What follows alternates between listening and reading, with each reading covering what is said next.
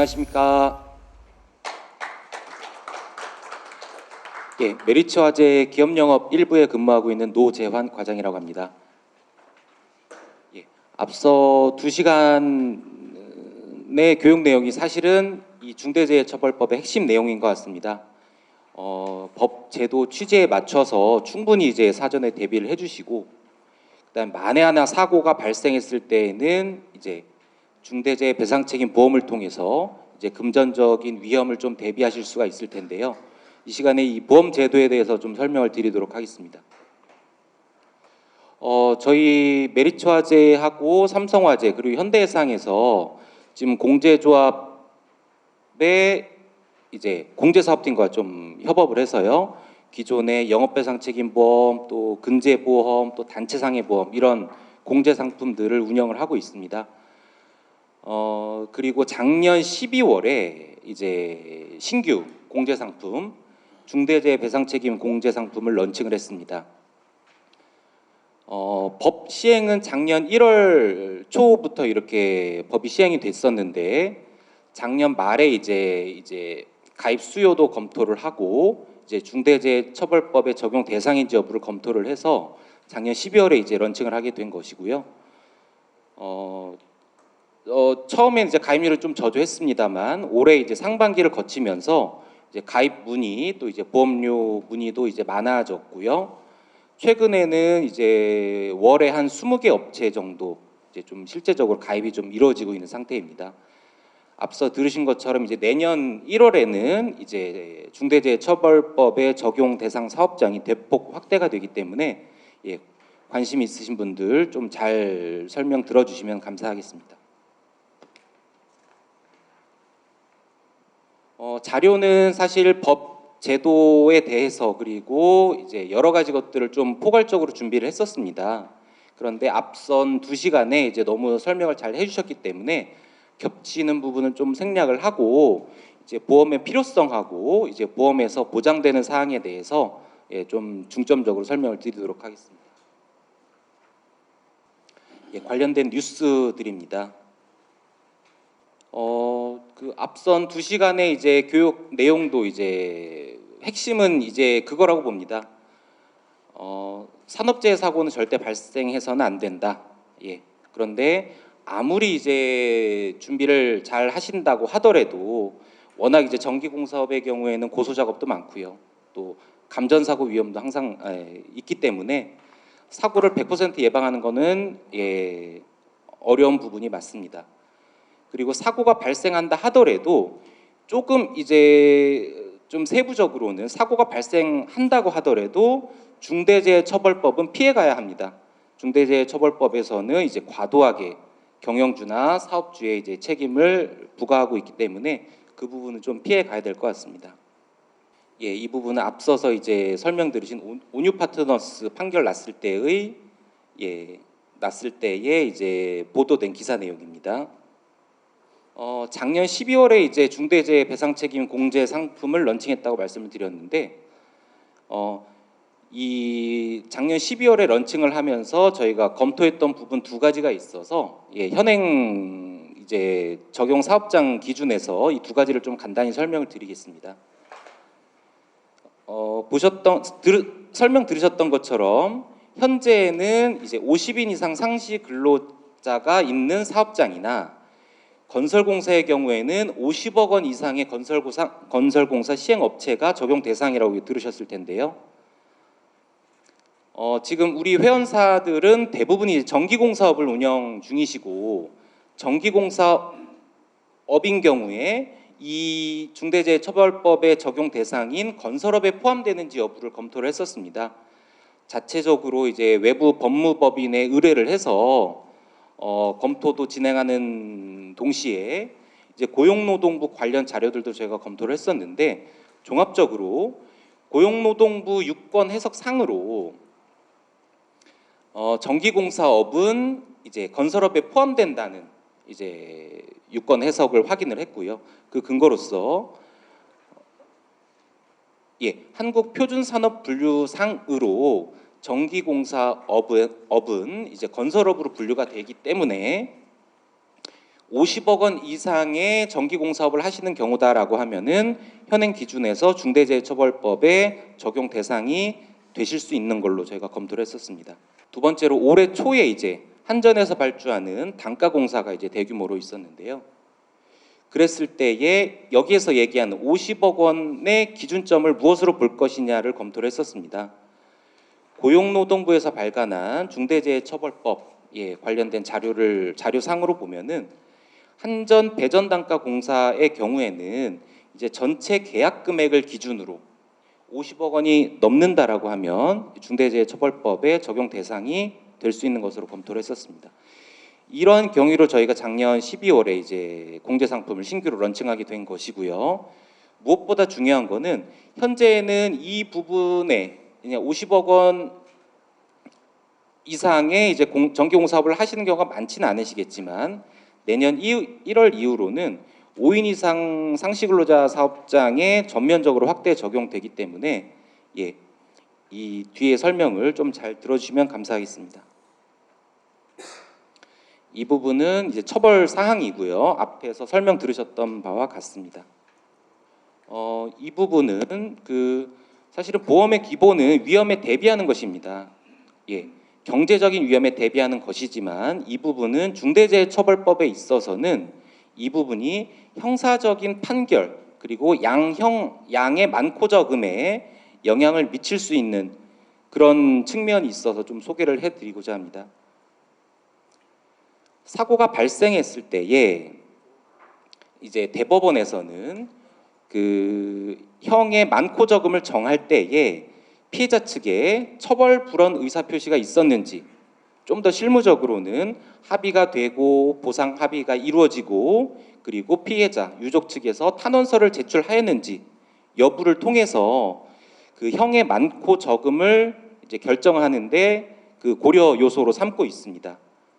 또한 이러한 사고에 대비해서 보험에 가입을 해두었다라고 하면은 마찬가지로 대법원에서는 형의 많고 적음을 정하는데 참고를 하고 있으니까요. 단순히 이제 보험이 경제적인 측면에서 위험에 대비하는 측면보다는 실제적으로 사고가 만약에 발생을 했을 때 형사적인 처벌에도 영향을 미칠 수 있는 점을 좀 참고해 주시면 좋을 것 같습니다. 주요 보장 내역을 좀 설명을 해드리겠습니다. 이제 산업재해 사고가 발생을 하고 더군다나 그게 중대재해처벌법 위반 혐의로 형사 절차가 진행이 된다라고 하면은 이제 크게 회원사 이제 사업을 영위하신 입장에서는 형사적인 리스크와 민사적인 리스크가 함께 이제 발생을 한다고 보시면 되겠습니다. 형사적으로는 일단은 형사 절차가 개시되고 그로 인해서 최악의 경우에는 형사 처벌까지 받게 되시는 경우가 있습니다. 앞에서 이제 설명 들으신 것처럼 이제 한국제강의 경우에는 이제 1심 판결이 선고됨과 동시에 대표가 이제 법정 구속까지 되어 버렸습니다. 이 부분은 굉장히 좀 의외인데요. 앞에서 보신 것처럼 이제 사망 사고의 경우에는 징역 1년 이상의 판결을 할 수는 있지만 사실은 징역 1년 이상이라고 하더라도 집행유예 판결은 얼마든지 이제 구해볼 수가 있는 것인데 최악의 결과로 이제 법정 구속까지 되어버렸고 이랬을 경우에는 이제 대표님들의 이제 개인적인 또 가정적인 안위는 물론이고 이제 사업 운영에도 영속성에도 이제 악영향을 미치기 때문에 형사적인 리스크는 굉장히 큰 리스크입니다. 이런 경우에 대비해서 이제 중대재해처벌법 위반 혐의로 형사 절차가 개시가 되고 재판이 이제 진행이 된다라고 하면은 당연하게 최고의 변호사 경험 있고 또 실력 있고 또 특히나 중대재해처벌법에 특화된 그런 전문적인 형사 변호사를 선임을 하시는 게 당연합니다. 그리고 이 형사 사건 결과로서 이 무죄 판결이 나온다라고 하면 내지는 검찰 단계에서 기소를 하지 않는다, 불기소 결정을 하거나 또는 기소를 해서 형사 소송이 진행이 된 결과 무죄 판결을 받으시게 된다라고 하면은 지출하셨던 변호사 비용, 형사 방어 비용은 이 보험을 통해서, 이 특약을 통해서 보상을 받으실 수 있게 됩니다. 앞에서 그 한국제강 사례를 말씀을 드렸는데 그 부분은 그 지난 4월 26일, 27일에 이제 언론 보도를 접하고 나서 저도 이제 관심을 가지고 뉴스를 좀 찾아보니까 그쪽에서 저희가 흔히 뭐 아는 이제 유명한 로펌이나 형사 방어를 전문적으로 하는 변호사를 선임을 하진 않았던 것 같습니다. 예, 그 민사를 주로 해오던 이제 변호사를 선임을 했던 걸로 좀 보여지는데 어쨌든 이 중대재해처벌법 위반을 사유로 이제 기소가 된다라고 하면은 무엇보다 형사 그 변호사 선임을 전문적인 변호사 선임을 좀 긍정적으로 검토를 하셔야 되는 하셔야 됨을 좀 말씀을 다시 한번 강조를 드리겠습니다. 그래서 이제 형사 방어 비용 그러니까 형사 방어를 최대한 잘 수행하셔서 무죄 판결을 받으시게 되면은 말씀드렸던 것처럼 형사 방어 비용을 변호사 비용을 보상을 해드립니다. 그리고 더 이상의 민사적인 절차는 진행이 되지가 않습니다. 만에 하나 형사적으로 유죄가 나와서 이제 이 법에서 민사적인 또 페널티도 상당히 강력하게 부과를 하는데요. 징벌적인 손해배상 책임을 명할 수 있도록 법에서 규정을 하고 있습니다. 조금 더 이제 수치를 좀 예를 들어서 좀 설명을 해드려 보려고 하는데요.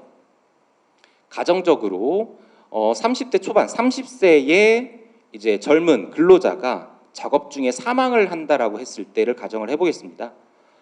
월 현실 소득으로 뭐 쉽게 월 급여로 현실적인 급여로 300만 원 정도, 300만 원이면 사실은 많은 급여는 아닐 겁니다. 잘 아시다시피. 그래서 기능직으로서 월 300만 원 정도의 현실 소득을 얻고 있던 근로자가 작업 중에 사망을 했다라고 가정을 했을 때 우리나라 이제 대법원에서는 이제 가장 크게 이제 판결되는 금액이 소극적 손해, 일실수입의 항목으로 이 사람이 사망하지 않고 정년까지 근무를 했었더라면 얻을 수 있었던 소득을 손해배상 책임 항목으로 이제 인정을 하고 있고 이게 소극적 손해, 일실수입에 해당합니다. 300만 원의 월 현실 소득에다가 최대 이제 호프만 계수라고 해서 240개월까지 소득을 얻었을 걸로 대법원은 판단을 하게 될 것 같고요. 생계비를 3분의 1 정도 공제를 한다 하더라도 7억 2천만 원의 3분의 1의 생계비 공제를 하게 되면은 4억 8천만 원, 일실소득만 해도 4억 8천만 원의 손해배상 책임액이 산출이 됩니다. 잘 아시다시피 사람이 사망했을 때는 위자료도 이제 발생을 하는데요. 위자료는 서울중앙지법 기준으로 무리 없이 1억 원 정도가 소송상 판결이 날 걸로 보여집니다. 그리고 이제 장례비나 기타 뭐 일실퇴직금 뭐 이런 항목들을 고려를 하면은 사람이 사망을 했을 때 6억 원 가량의 손해배상액이 기본적으로 산출이 가능합니다.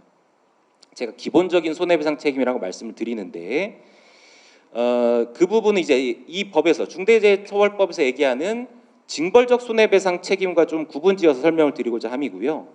기본적으로 6억 원의 손해배상 책임이 인정된다라고 할 때 이 법에서는 최대 5배까지 손해배상 책임액을 명할 수가 있도록 되어 있습니다. 그래서 만약에 6억 원의 최대 5배다라고 하면은 30억 원의 손해배상 책임이 명해질 수도 있는 겁니다. 이 부분은 단순하게 사람이 한 명 사망했을 때를 가정을 말씀을 드렸는데 사실은 사망 사고보다 손해액이 더 산출이 되는 거는 이제 그 전신마비 사고 같은 반신불수 사고 같은 사람이 사망하진 않고 계속적으로 치료비와 개호비가 발생하는 경우는 손해배상 책임액이 더 커지게 됩니다. 그래서 6억 원의 손해배상 책임액에 징벌적 손해배상으로서 최대 30억 원의 손해배상 책임이 명해진다라고 하면은 이 부분은 회사 경영 활동에 굉장한 경제적인 리스크가 될 것입니다. 그랬을 때 이 보험에서 징벌적 손해배상 책임 특별약관을 가입을 하시게 되면은 이 부분은 그 말씀드렸던 30억 원에 해당하는 30억 원에 가깝게 판결이 날 수도 있는 징벌적 손해배상 책임액을 이 특별약관에서 보상을 해드리게 되는 것입니다. 질문 있습니다. 네. 질문 될까요? 다음은요. 이게 중대재해배상 책임보험 보험제가 있는데 이 보험을하고 지금 상품이 있는데 중대재해 형사 방어 비용 무죄 하나 써 있어요. 예. 우리 그 업체들이 드는 거는 이 형사 방어 비용에 대해서 네. 그 두려움 때문에 하는데 무죄라는 거는 무조건 사고가 나면 아까 그 판례를 보면 다 형사 사건이에요.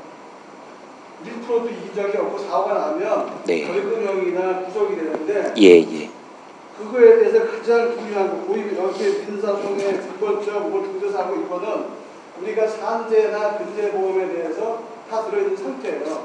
이 보험은 충분히 보상이 되고 불안하니까 형사 책임에 대해서 한다는데 무죄 하남이라는 거는 이게 우리 그 조합원을 희롱하는 그 문구지. 이 해서 모든 판례가 무죄 판결이 나올 수가 없잖아요. 사고가 나서 사람이 죽었는데 무죄다. 이걸 갖다가 한다는 것은 말이 안 돼. 그 건 때문에 와서 우리가 보험을 들고 왔는데 여기에 대해서 신상품에 대해서 무죄 하남이라고 했는데 이 무죄가 아니라 이걸 책임진다라고 해야 되지 않나 생각해서 드려봅니다. 네. 그 부분은 제가 조금 정리해서 말씀을 드리면은 그러니까 이 신규 공제 상품에서 보상하는 것은 중대재해처벌법 위반 혐의에 대해서 보상을 하는 겁니다. 그런데 그래서 제가 시간적인 순서대로 형사 절차가 먼저 진행이 되고 최고의 변호사를 선임을 하셔서 방어를 하셔야 되는 거는 사실은 보험 가입과 무관합니다. 원래 이제 지출하셨어야 될 목적은 그거를 방어하기 위해서 해달라고 최고의 그 에디트를 해서 해달라고 하는데 결과 끝에 보면은 벌금형 뭐 10만 원이든 뭐가 나오게 돼 있어요. 무죄 판결이라고 사람이 죽었는데 무죄라고 나올 수가 없습니다. 말씀 중에 죄송하지만 이 보험에서는 중대재해처벌법 위반 혐의가 유죄가 됐을 때는 보상이 되지 않을 수 있는 건 맞습니다. 그건 맞습니다. 그런데 사람이 죽었다라고 했을 때 사망사고 발생했다라고 했을 때 앞에서 들으신 것처럼 그 안전관리 체계가 사전에 잘 구축이 되어 있고 이행 여부 점검도 어느 정도 그 성실히 해왔었고 하면은 중대재해처벌법 위반 혐의로는 유죄가 나오지 않을 수 있습니다. 기소가 되지 않을 수도 있고요. 법이 코에 걸면 코걸이, 귀에 걸면 귀걸이해서 업체가 약하게 되어 있습니다. 이 법은 다쳐도 많은 죄가 돼도 노동부에서 보면은 모든 판결이 잘못됐다고 되어 있습니다. 업체 측에 한 건도 업체가 잘했다고 그러한 소리를 다 했음에도 불구하고 어떠한 코를 걸어서 잘못됐다고 나오게 되어 있습니다. 그래서 그러한 보험의 그 책임 공제로 보험이 나온다는 거는 이거를 보호하기 위해서 형사적인 거를 원해서 저희가 하는 건데 형사적인 걸 쭉 빼고서 이 보험에 대해서 강의한다는 거는 옳지 않다고 생각합니다. 제가 아까 말씀 주셨을 때 제가 조금 부연 설명을 드려야 되겠다고 생각을 한 게 있었는데 일단 시간적인 순서로 형사 절차가 먼저 진행이 되고요. 거기에서 이제 무죄 판결이나 무죄 취지로 결정이 나면은 형사 방어 비용도 저희가 보상을 해드립니다. 그런데 저희가 이 소송할 일도 없죠. 와서 그 강사님 말씀대로 하면 무죄가 된다는 거는 뭐 이걸 합니까? 민사에서 다 끝나는데 와서 불리하게 사업하는 업체한테 부당하게 하니까 우리가 그거를 방어하기 위해서 중대재해 이거 신상품을 드는 건데 모든 사건에 대해서 벌금형에 아니면은 징역형에 우리가 이룰 수는 없어요. 사고가 나면 어떠한 건수에 의해서 돼 있지 여기서 무죄라는 판결은 1%도 나올 수 없다고 생각합니다. 감사님 제가 보충 설명 드리겠습니다. 우리가 형사 방어 비용이 있는데요. 우리가 그 전년도 사고를 따져보면은 무죄 나올 확률이 75%고요.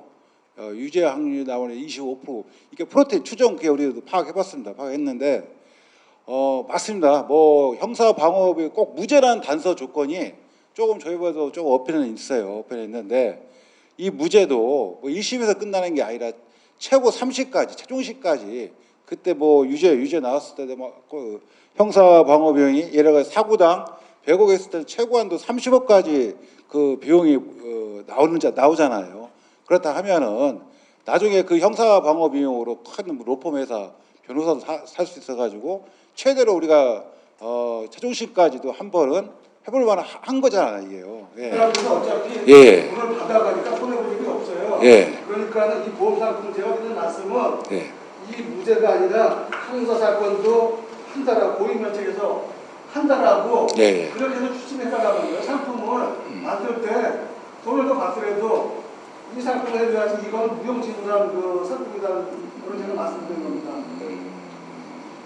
우리 전기업체가 예. 용사인데 로펌 사가지고 형사 방어 비용을 뭐 아까 뭐 30억까지 주신다니까 예. 30억 들여서 할 수 있는 능력이 안 되잖아요. 그런데 그걸 다 문제가 나고 난 뒤에 이제 그 방어 비용을 준다는 얘기잖아요. 그렇죠. 그렇게 해서 돈이 없는데 어떻게 그 방어 비용을 줍니까? 그러니까 김영자 강사님 예. 말씀하셨듯이 무죄라는 거는 이게 보험 상품의 이거를 조합원들이나 뭐 이분들을 조금 어떻게 농락한다고 얘기해야 되나? 이런 부분을 제가 지금 누누이 지적을 전해서 했잖아요. 그렇죠. 예. 그 또 뭐 경영적 뭐 세미나 가면서 또 나온 질문이 벌금하고 과태료가 왜 포함이 안 되느냐. 뭐 사실 이 질문도 많이 나왔습니다. 근데 아시다시피 그 법의 취지에 너무 안 맞다. 벌금과 과태료까지 다 해주면은 이 중대재해법 취지에 안 맞기 때문에 사실 포함이 우리가 처음에 출시할 때 신상품 출시할 때 보험사하고 이거 같이 어떻게든 관철시키려고 금융감독에다 여러 가지 얘기를 해봤지만은 사실 법의 취지에 안 맞다는 뜻에 의해 가지고 안 됐습니다. 안 됐고 두 번째 지금 형사 방어 비용도 사실 얘기가 많이 나왔습니다. 우리가 보상 한도가 사고당 5억에서 100억까지 가능하잖아요. 100억까지 가능하는데 물론 단서 조건이 무죄라는 그 항목이 있기 때문에 조합원들이 야 이거 아까 감사님 말씀하신 것처럼 너무 이거 심하지 않느냐라는 그 의견도 있었습니다. 그렇지만 아까 말씀드렸지만은 형사 방어 비용이 아까 무죄 나올 확률이 한 70% 넘는다 했잖아요. 그쪽으로도 한번 쓸 수 있는 그런 상황이 물론 다 유죄 때 받는 더 좋겠죠. 자신이 75% 이렇게 자신이 있으면 예. 이거에 대해서 유익하니까 무죄라는 말을 빼야죠. 예. 자신 있다 그러면 예. 근데 그 25%를 하는데 예. 이 상품에 대해서 돈을 낸다 그러면 보험이 이중과세인 거예요. 예. 그러니까 근제보험으로 10억이 커버가 되는데 예. 아까 사고 났을 때 6억이 기본이라고 그랬는데 예. 젊었을 때 그 한계 우리가 그 폭포한 방식하고 넥타이를 방식으로 인해서 보험료 우선 국가가 정해줍니다. 사람이 죽으면 예. 나라에서 노동부에서 정해준 거예요. 나라에서 거기에 대해서 1.5배, 1.7배, 뭐 2배 하는데 10억이면 다 커버가 돼요. 그러면은 여러분들 근제보험 드는 거를 보험을 조금 더 내서 근제보험을 드세요라고 강조를 해야지 근제보험 들으면 이게 전부 다 해당이 되는 상품이에요. 단 금액이 10억이나 20억의 차이인데 10억이면 커버가 다 됩니다. 왜? 노동 산재보험이 들어있기 때문에 산재보험에서 그 보험을 다 주고 무조건을 근제보험에서 주기 때문에 중대재해를 한다는 것은 형사의 방어권을 주기 위한 건데 방어권을 쏟대버리고 무죄한테 준다는 것은 무죄인데 뭐하고 그러니까 제가 또 부정적 설명드리면 중대재해배상채무제는 민사상, 형사상으로 할 수 있는 유일한 상품입니다. 예. 여기다 묻는 거죠. 보험 알겠습니다. 네. 사건 나쁘게 보세요. 그 제가 조금 부연 설명을 드리면요. 그 사실은 유죄가 나왔을 경우에는 거기에 이제 형사 유죄 판결에 이어서 나올 수 있는 조치들 중에 더 무서운 게 사실은 징벌적 손해배상 책임입니다. 그거는 민사상 책임을 최대 5배까지 때릴 수 있는 것이고 아까 말씀해 주신 부분 중에서 이제 근제 보험에 대해서 말씀을 해 주셨는데 근제 보험에서는 사실은 징벌적 손해에 대한 배상 책임은 보상을 하지는 않습니다. 그래서 그 부분 기존의 근제보험 상품만으로는 보상의 사각지대가 발생을 하고 그런 이제 징벌적 손해배상 책임을 이제 이쪽에서 보상을 하려는 취지에서 만들어진 신규 공제 상품이라고 좀 이해를 해주시면 감사하겠습니다. 그러니까 신규 상품을 만들었는데 예. 저희 그 조합원들은 원하는 게 형사 방어 비용에 대해서 네. 책임을 질 수 있는 보험 상품을 만들어는 겁니다. 네. 그래서 그 부분은 아까 팀장님께서 잠깐 말씀을 해주셨는데 이 배상 책임 보험 그리고 공제 상품이 처음에 만들어질 당시에 금융 당국하고도 보험업계하고 이제 활발한 논의가 좀 이루어졌었습니다. 말씀하신 것처럼 이제 해당 업체들에서는 이제 형사 유죄인 경우도 보상을 받도록 이제 그런 니즈가 이제 분명히 있으셨고요. 그런데 이 부분에서는 사실 금융 당국에서 이게 형사 유죄인 경우도 보상을 하게 되면은 이 법에 중대재해처벌법의 기본적인 제정 취지, 그러니까 이제 형벌이 두려워서 사고를 중대재해를 예방하게끔 하려는 법의 취지에 약간 반하게 되는 측면이 있다라고 좀 검토를 했던 것 같고요. 그래서 지금 국내에 있는 모든 보험사는 이제 동일하게 형사 유죄인 경우에는 이제 그 형사 방어 비용이 보상이 되지는 않고 있습니다. 근데 이 부분이 조금 더 지켜보고 사회적인 이제 합의가 조금 이루어지고 인식 개선이 이루어진다라고 하면은 그 부분은 좀 제도적으로 이제 전 업계 차원에서 좀 도입 논의를 해볼 수 있지 않을까, 예, 이런 개인적인 생각을 하고 있습니다. 예. 형사 방어 비용 이게 질문 하나 더 하겠습니다. 네. 원청사하고 하청사가 있는데 아까 보니까 다 책임은 원청사에 지게 돼 있어요. 하청사는 책임이 없는 건가? 책임이 극소한 거예요? 그 부분은 아니 아까 저 용산이 말고 고부장가 저 판례 마지막 판례에서 기술원에서 설명하는 거 있었는데. 아까 보시면요. 네. 원청사는 중대재해처벌법으로 위반이 된 거고요. 네. 하도급사들은 대부분 산업안전보건법 위반이 돼요. 그렇죠. 그런 게 있죠. 네. 중대재해 처벌법이 가장 심하다고 이렇게 했는데 그 말씀하세요. 예, 제가 이제 말씀하시는 동에 잠시 이제 끊어서 죄송한데요. 어쨌든 이제 그 원청사하고 도급 관계에서 하청의 어떤 중대재해처벌법 적용 관계에 관련해서 이게 조금 그 제가 끝나기 전에 좀 말씀드리려고 했는데요. 마침 질문이 나와가지고 조금 말씀을 드리면 그 중처법 5조에서는 그 아까 방금 말씀드린 대로 이 건설사 관련해서 어떤 종합적인 어떤 그 종합 건설 업체에서 이런 하청을 주는 경우에 만약에 어떤 굉장한 작업 지시나 이런 부분들을 실질적인 어떤 지배 운영 관리를 하는 경우에 한해서 중처법의 어떤 책임을 진다라고 했기 때문에 이 부분이 사실은 그 아주 명확하진 않아요. 그래서 아까 저 PPT 통해서 조금 설명드리면 좋긴 한데요. 어쨌든 이제 어떤 실질적인 지배 운영 관리를 한 경우에 그 원청에서 책임을 지기 때문에 만약에 어떤 하청 업체에서 공사를 할 때 어느 정도 독립적으로 공사를 한다 그러면 그 하청 업체에서 또 중처법에 어떤 책임을 지게 될 것이거든요. 그래서 이 부분 관련해서는 지금 그 전기공사 업체에서 전문건설 업체이기 때문에 전혀 중처법 적용이 안 된다라고 볼 수도 있지 않느냐라는 그런 질문들도 많이 하셨어요. 근데 어쨌든 이 실질적인 지배 운영 관리가 되는 경우에 원청에서 지는 거고 실질적으로 완벽한 도급 관계에서 또 지배 운영 관리가 원청의 지배 운영 관리가 미치지 않는다 그러면 이 중처법 적용이 될 수밖에 없거든요. 아까 말씀드린 대로 2024년 1월 27일부터는 실질적으로 이제 중처법이 전면적으로 적용이 되잖아요. 그런 과정에 원하청의 어떤 관계에 있다 하더라도 실질적인 그 원청에서 지배 관리를 좀 명확하게 하고 있다라고 하면 원청에도 책임을 지지만 어떤 실질적인 지배 관리가 되지 않고 독립적인 어떤 공사를 한다, 전기공사를 하더라도 독립적으로 공사를 진행한다 그러면 그거는 중처법에 적용이 된다라는 그런 말씀을 드리겠습니다.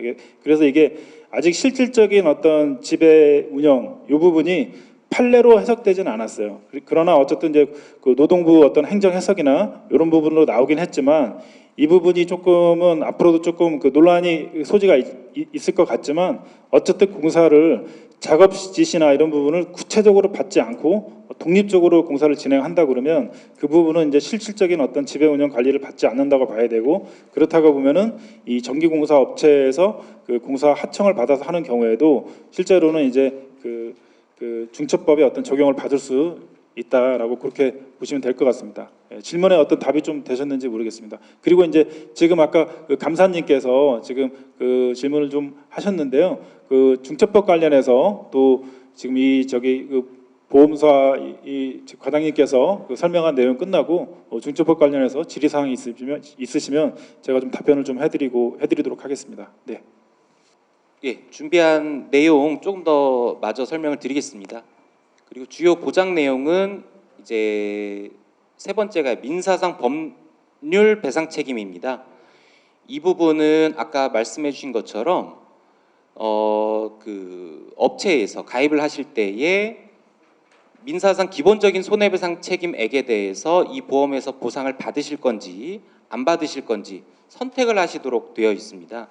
기존에 이제 근제보험을 가입을 하고 계신 경우다라고 하면은 이 부분을 부담보로, 그러니까 가입하지 않는 걸로 선택을 해주시면 되고요. 당연히 이제 기존의 근제보험에서 보상이 되는 것은 여기서 중복적으로 보상을 할 필요가 없기 때문에 빼는 것이라고 이해해 주시면 되겠습니다. 그래서 이걸 빼는 것으로 선택을 해주시게 되면은 기본적인 보험료에서 한 15에서 20% 정도 보험료가 좀 인하되는 효과가 있습니다. 그리고 이제 마지막으로 그 중대사고가 발생을 했을 때 위기관리 실행 비용을 이제 보상하는 특약이 또 있습니다. 이 부분은 그 중대산업재해 발생 사실이 공표된 경우를 이제 위기의 발생으로 보고요.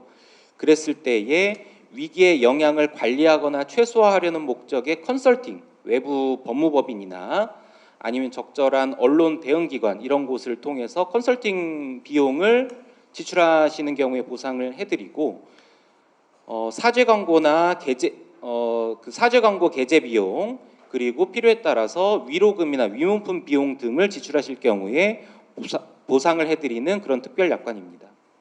예, 이 부분은 기존의 국내 근제보험과 조금 신상품의 담보 보상 범위를 조금 비교해 놓은 표인데요. 여기 두 번째의 일반 시민재해에 대해서는 그 전기공사업의 경우에는 별도로 고려하실 필요성은 크진 않습니다. 징벌적 손해배상금이 이제 금전적인 좀 리스크로서 큰 부분에 해당하고요. 형사 방어 비용도 이제 당연히 지출하셔야 될 비용이지만 그것을 이제 최종적으로 형사 무죄 판결인 경우에는 저희가 사후에 저희가 보상을 해드리는 그런 것으로 이해해 주시면 되겠습니다. 이 약관 주요한 내용, 보상하는 손해와 보상하지 않는 손해 조항을 조금 그 자료에 담아봤는데요. 이 부분은 기존에 알고 계신 근제보험이나 아니면 영업배상 책임보험에 적용된 것과 이제 큰 차이 나지 않고 대동소이합니다. 그래서 나중에 한번 읽어봐 주시면 되겠습니다. 참고로 이 부분은 국내 이제 모든 보험사 또 우리 공제상품 포함해서 동일하게 이제 규정되어 있는 사항입니다. 보상하지 않는 손해이고요. 그래서 뭐 지금 내지는 이제 내년 1월에 맞춰서 이제 시기적으로 맞추어서 이제 중대재해 배상책임 공제에 가입을 희망하시거나 아니면 좀 궁금해서 알아보시려고 하는 경우에는 공제조합의 영업소에 이제 그 가입 문의를 해주시면 됩니다. 그러면은 이제 저희 쪽에서 이제 공제조합에서 이런 식으로 설문서를 하나 보내드리게 되는데요. 이제 공제료, 공제 수수료를 결정하는 주요 요소들이 연간 매출액 정보가 있고요. 그다음 근로자의 수 등 근로자 정보가 있고, 그리고 이제 담보 사항이나 이제 보상 한도 이런 것들로서 이제 공제료가 결정이 되게 되는데, 이런 부분들을 이제 정보를 저희 쪽에 기재를 해서 주시면은 저희 이제 공제조합에서 이제 공제 수수료를 이제 산정을 해서 이제 개별적으로 안내를 드리게 되는 시스템입니다. 그래서 이제 시기적으로 내년 1월 이전까지는 한 번쯤 이제 공제료도 조회를 해보시고 필요하신 경우에는 이제 가입까지 이제 고민을 해보시면 어떨까 생각을 해보면서 오늘 준비한 강의는 이걸로 좀 마무리하겠습니다. 감사합니다.